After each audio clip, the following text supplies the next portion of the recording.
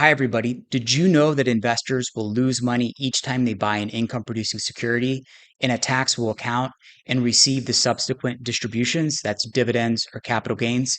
This is a known market structure problem called buying a dividend. In this video, I'm going to explain to you why it happens using an example and what you can do about it. Okay, here's an example. Let's say that you buy an income producing security for $100. And tomorrow or the next day, sometime in the near future, that security is going to pay a $5 distribution. This could be dividends, capital gains, or a combination of both. What's going to happen is the stock that you bought for $100 a share will fall to 95 because there's a $5 per share outflow from that fund. And you will receive $5. So let's do this math. The stock falls from 100 to 95 and you earn 5. You lose 5 on the value of the stock, you gain 5 in dividends. Now, as soon as that income hits your account, you're going to owe tax on it. So if you apply a tax rate, state and federal, let's say that you owe $2 to the IRS. So what do we have left? We have a stock that's worth 95 and an after-tax distribution that's worth 3. That's 98. So let me get this straight.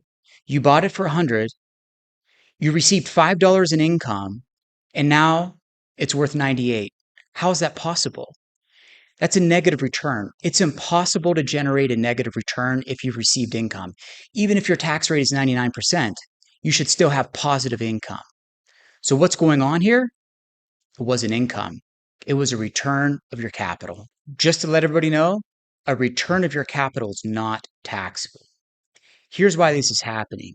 We have a very antiquated and outdated payment system that's used to distribute income from a security to investors.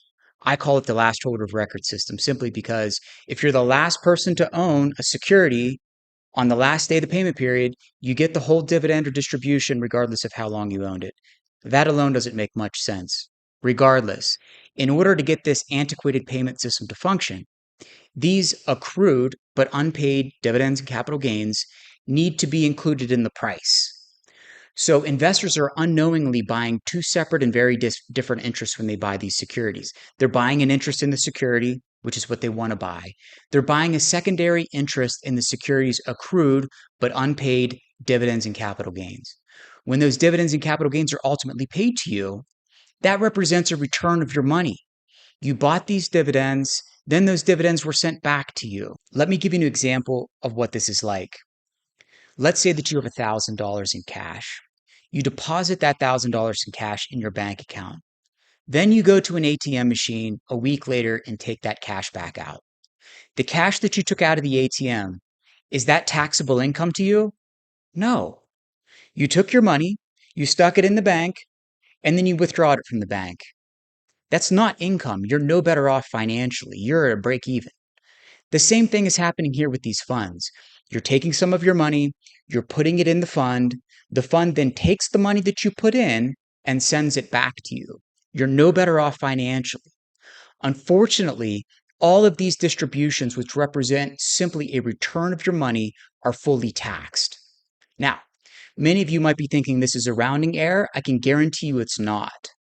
Our very, very conservative calculations estimate that in 2022, this problem cost investors $130 billion in losses.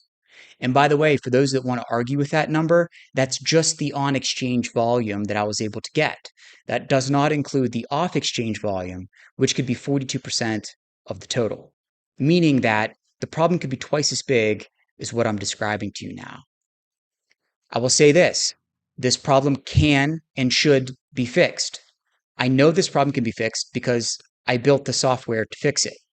And I've spent 4 years of my life trying to convince financial services companies who have a legal fiduciary duty to protect investors on issues like this to do just that. We need to come together as a financial services community and address this matter.